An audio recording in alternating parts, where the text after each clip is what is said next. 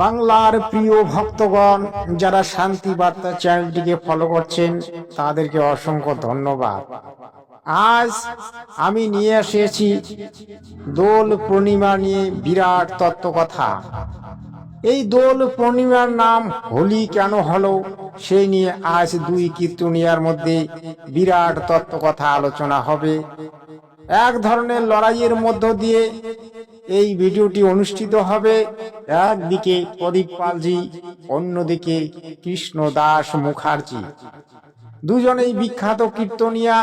তাদের মধ্যে কিভাবে এই হোলি সম্পর্কে তত্ত্ব আলোচনা হবে সেই বিষয়টি আপনারা অত্যন্ত মনোযোগ সহকারে শুনবেন।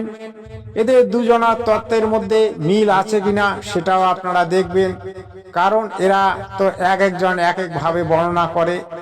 তাই এদের বর্ণনাগুলি সম্পূর্ণ শাস্ত্রসম্মত হিসাবে মেনে নেওয়া যায় না, কারণ শাস্ত্র কখনো আলাদা আলাদা হয় না। শাস্ত্র একটাই হয়, যেমন গীতা একটাই, চার বেদ, চার বেদেই। তারপরে আর একটা বেদ আছে সূক্ষ্ম বেদ। তো পাঁচটা বেদ, পাঁচটা বেদের উপরে তো আর 10টা বেদ হয় না। তা শাস্ত্র একটাই হয়, এক ধরনের কথা হওয়া উচিত, কিন্তু এদের কথাগুলির মধ্যে মিল নেই। প্রদীপ পাল বলছেন হোলিকা একজন রাক্ষসী, অর্থাৎ হিরণ্যকশিপুর বোন। তিনি আশীর্বাদ পেয়েছিলেন অগ্নিদেবের কাছে। আর ওদিকে কৃষ্ণ মুখার্জি বললেন যে হোলিকা আশীর্বাদ পেয়েছিলেন একটি চাদর। সেই চাদরটি যদি তিনি শরীরে ধারণ করেন তাহলে তার শরীরে আগুন লাগবে না। এই যে মতের অমিল, এই মতের অমিলগুলি কেন, তাই নিয়ে আজ ভিডিও। আপনারা ভিডিওটি শেষ পর্যন্ত দেখবেন সৎসাহে। দোল পূর্ণিমার দিনে কৃষ্ণ রাধাকে আবির মাখিয়ে দিয়েছিল, আর কৃষ্ণ রাধাকে দিয়েছিল, রাধা কৃষ্ণকে দিয়েছিল। আপনারা যারা কীর্তন শুনতে এসছেন তাদেরকে বলবো, আপনারা আবির দেবেন, কিন্তু প্রথমে ভগবানের চরণে আবির দেবেন, তারপর আপনি সেই চরণের আবির প্রত্যেকের মাথায় দেবেন, তার আগে দেবেন না। কি বললাম? আবির প্রথমে ভগবানের চরণে দিতে হয়, তারপর অন্যান্য ভক্তের মস্তকে দিতে হয়। আবির খেলা হয় কেন দোল পূর্ণিমার দিনে? অশুভ শক্তির ওপর শুভ শক্তির জয় যেদিন হয়েছিল সেই দিনে এসেছেন আমার কলিকালের ভগবান, যে দিনটির নাম হচ্ছে দোল পূর্ণিমা।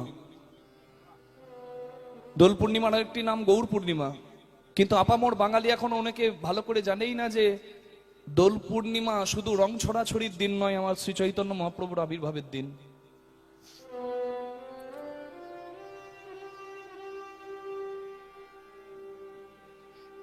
দিকবিদিক জ্ঞান শূন্য মানুষজন আবির খেলার পরিবর্তে তো হাড়ির কালি নিয়েও মুখে মাখামাখি করে।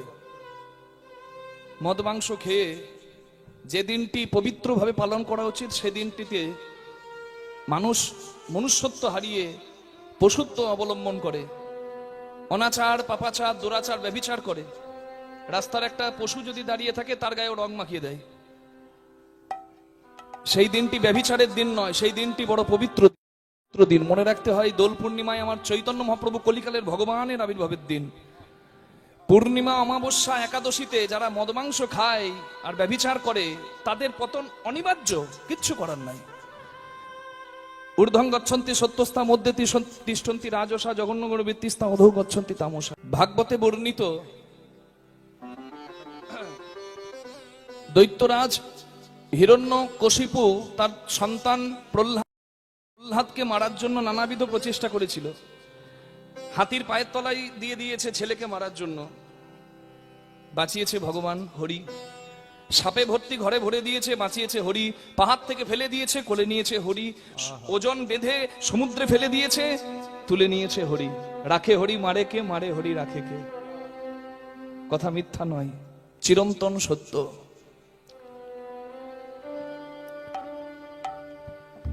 শেষে হিরণ্যকশিপু বলে এই এই এই এই অপদার্থটার ব্যবস্থা করতে পারে কেউ কি নাই? এসে দাঁড়ালো হিরণ্যকশিপুরী বোন হোলিকা। দাদা, আমি আছি। ব্রহ্মার আশীর্বাদে আমার একটা চাদর আছে, যে চাদরটা গায়ে নিয়ে আমি যদি আগুনেও বসি আমি আগুনে পুড়ব না। তোমার ওই হরিভক্ত ছেলেকে আমি ঠিক ব্যবস্থা করে দেবো, আগুনে পুড়িয়ে মারবো। যে তোমার শত্রু, যে আমাদের দাদা হিরণ্যাক্ষকে মেরেছে শূকর রূপ ধরে, যশোমতী কৃষ্ণকে বলেছি, কৃষ্ণ যশোমতী মাকে বলেছিল, মা রাধা দেখতে সাদা, আমি কেন কালো? আমি কৃষ্ণ কালো, রাধা কেন সাদা? ও রংটা পরিষ্কার, আমি কেন কালো? তখন যশোমতী চালাকি করে বলেছিল, এক কাজ কর না, আজকে পূর্ণিমার দিন, আজকে তুই আবির নিয়ে গিয়ে রাধার মুখে গোটা গায়ে ছড়িয়ে দে, আর তুইও মেখে নে, তোর রংটা রাধার রংটা একই রকম হয়ে যাবে। লক্ষ্য করুন মায়েরা, যশোমতী কি বলেছিল, আজকে দোল পূর্ণিমার দিন, এক কাজ কর, তুই কি করবি, আজকে রাধার গায়ে আবির ছড়িয়ে দিবি, রাধার মুখে আবির ছড়িয়ে দিবি, তুইও মেখে নিবি, রাধার রং আর তোর রং একই রকম হয়ে যাবে। এই জন্যে মায়েরা সবাই লক্ষ্য করুন, হোলি পূর্ণিমা, আপনারা হোলি পূর্ণিমা জানেন তো? হোলিকা কেন হলো না, ভক্ত প্রহ্লাদের বাবার নাম কি ছিল জোরে বলুন তো? হিরণ্যকশিপু। ভক্ত প্রহ্লাদ ভক্ত ছিল, বাবা কিন্তু খুব বদমাইশ লোক ছিল, সে কিন্তু ভগবানকে ভজনা করতো না। তো ভক্ত প্রহ্লাদের বাবা হিরণ্যকশিপু যখন দেখলো ভক্ত প্রহ্লাদ হরিনাম করছে, তখন ভক্ত প্রহ্লাদের বুকে একটা পাথর বেঁধে জলের মধ্যে ডুবিয়ে রেখেছিল। কদিন রেখেছিল? 7 দিন। ভক্ত প্রহ্লাদ যখন বেঁচে গেল, ভক্ত প্রহ্লাদের বাবা জিজ্ঞেস করলো, হ্যাঁ রে তুই বাঁচলি কি করে? বাবা তুমি যে পাথরটা আমার বুকে বেঁধেছিলে না, ওই পাথরটা শুলের মতো লাগছিল, হালকা, কিচ্ছু হয়নি।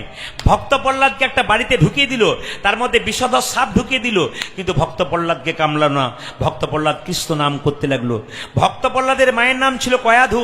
ভক্ত প্রহ্লাদের বাবা কি করলো, কয়াধুকে একটা বিষের নাড়ু দিল, বলছে তুমি নিজের হাতে তোমার ছেলেকে বিষের নাড়ু খাইয়ে দাও। প্রদীপ পালজি বললেন যে কৃষ্ণ তাকে রক্ষা করেছিল, অর্থাৎ ভক্ত প্রহ্লাদকে কৃষ্ণ বাঁচিয়েছিল। আমার ছোট একটা প্রশ্ন এখানে আছে, অবশ্যই আপনারা প্রশ্নটি শুনলে আপনারা বলবেন যে না, কথাটি সত্য। আপনারা জানেন এই যে হিরণ্যকশিপু, তারপরে হিরণ্য, এই যে দুই দৈত্যের আবির্ভাব কোন যুগে হয়েছিল আপনারা জানেন কি? এটা সত্য যুগে হয়েছিল। আর কৃষ্ণের অবতার কোন যুগে হয়েছিল? সত্য ত্রেতা দ্বাপর যুগে কৃষ্ণের অবতার হয়েছিল। তাহলে কৃষ্ণ কি করে তখন বাঁচালো? যখন কৃষ্ণের জন্মই হয়নি তখন কৃষ্ণ কি করে ওই ভক্ত প্রহ্লাদকে বাঁচিয়েছিল? আর তখন ওই ভক্ত প্রহ্লাদ কৃষ্ণ নাম নিয়েছিল নাকি অন্য কারো নাম নিয়েছিল?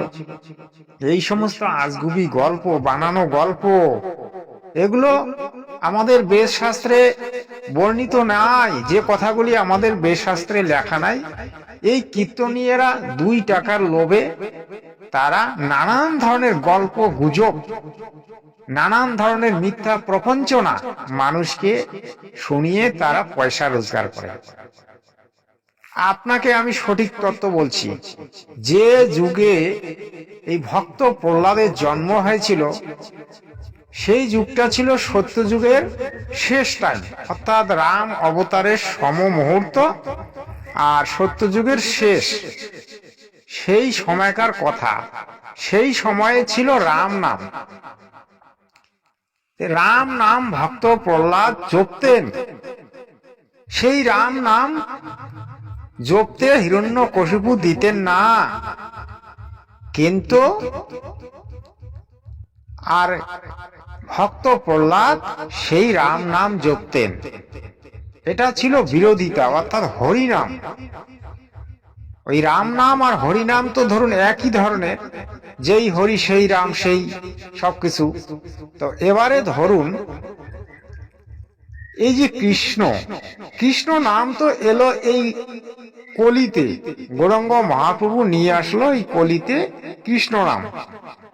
ওই দাপর যুগে ওই কৃষ্ণ নাম ছিল না, তাহলে ওই সময় কোন নাম ছিল? সেই সময় ছিল রাম নাম, সত্য নাম, সত্য পুরুষের নাম। সেই ভক্ত প্রহ্লাদ রাম নাম জপ করতেন, সেই আদি রামের নাম। সেই সময় পরমাত্মা সত্য পুরুষ নামে এসেছিলেন, যার নাম ছিল সৎ সুকৃত। সৎ সুকৃত নামে তিনি এসেছিলেন, তিনি ভক্ত প্রহ্লাদকে রক্ষা করেছিলেন।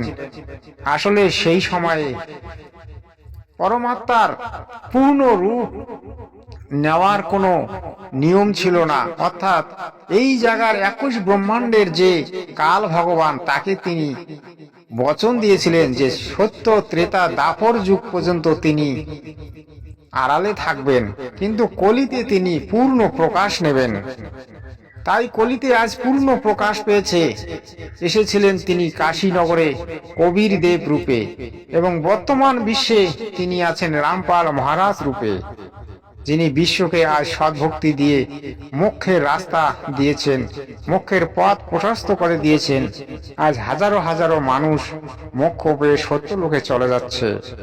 তো সেই সময় সেই ভক্ত প্রহ্লাদ রাম নাম জপতেন, সেই আদি পুরুষের নাম জপতেন, আর ভক্ত প্রহ্লাদকে বাস্তবে রক্ষা করেছিল পূর্ণ ব্রহ্ম কবির দেব সৎ সাহেব।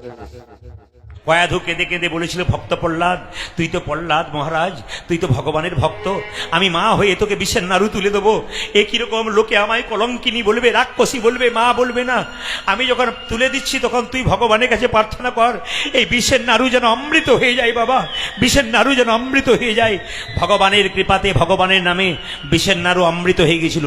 শুধু তাই নয়, আপনারা দেখে নিন, এইবার শেষ উপায় কি করলেন না, ভক্ত প্রহ্লাদকে মারবার জন্য আগুনে নিক্ষেপ করবে। কিন্তু মায়েরা, ভক্ত প্রহ্লাদ একটা পিসি ছিল, হিরণ্যকশিপুর বোন, দাদা ভাইরা শোন রাখুন, তার নাম হোলিকা। এই হোলিকা অগ্নিদেবের কাছে প্রার্থনা করেছিল, ধ্যান করেছিল। অগ্নিদেব বলেছিল, হোলিকা তোমাকে আশীর্বাদ দিলাম, কি তুমি আগুনে ঢুকলে কোনোদিন পুড়বে না। ওই জন্য হোলিকা আগুনে ঢুকলে পড়ে না। আমি কি বললাম, ভক্ত প্রহ্লাদের পিসির নাম কি মায়েরা? হোলিকা। ওই হোলিকা অগ্নিদেবের কাছে আশীর্বাদ পেয়েছিল, আগুনে ঢুকলে সে কোনোদিন পুড়বে না। এই জন্য হোলিকা কি করলো, ভক্ত প্রহ্লাদকে কোলে নিয়ে আগুনে ঢুকলো, আর ভক্ত প্রহ্লাদ বেরিয়ে গেল জীবন্ত, হোলিকা পুড়ে ছাই হয়ে গেল। এর থেকে কি শিখলেন?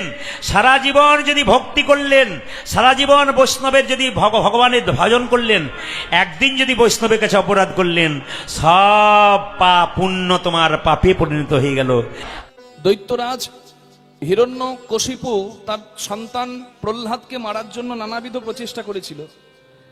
হাতির পায়ের তলায় দিয়ে দিয়েছে ছেলেকে মারার জন্য, বাঁচিয়েছে ভগবান হরি। সাপে ভর্তি ঘরে ভরে দিয়েছে, বাঁচিয়েছে হরি। পাহাড় থেকে ফেলে দিয়েছে, কোলে নিয়েছে হরি। ওজন বেঁধে সমুদ্রে ফেলে দিয়েছে, তুলে নিয়েছে হরি। রাখে হরি, মারে কে? মারে হরি, রাখে কে? কথা মিথ্যা নয়, চিরন্তন সত্য।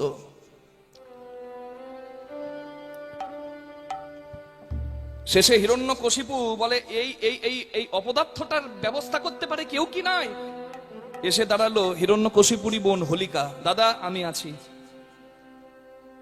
ব্রহ্মার আশীর্বাদে আমার একটা চাদর আছে, যে চাদরটা গায়ে নিয়ে আমি যদি আগুনেও বসি, আমি আগুনে পুড়ব না। তোমার ওই হরিভক্ত ছেলেকে আমি ঠিক ব্যবস্থা করে দেবো, আগুনে পুড়িয়ে মারবো। যে তোমার শত্রু, যে আমাদের দাদা হিরণ্যাক্ষকে মেরেছে শুকর রূপ ধরে, সেই হরির নাম করে, আমি আগুনে পুড়িয়ে মারবো। প্রহ্লাদকে, ভক্ত প্রহ্লাদকে নিয়ে বসলো হোলিকা আগুনের মধ্যে। কিন্তু যার পুড়ে মরার কথা, তার কিচ্ছু হলো না, সে হরি স্মরণ করে বেরিয়ে এলো।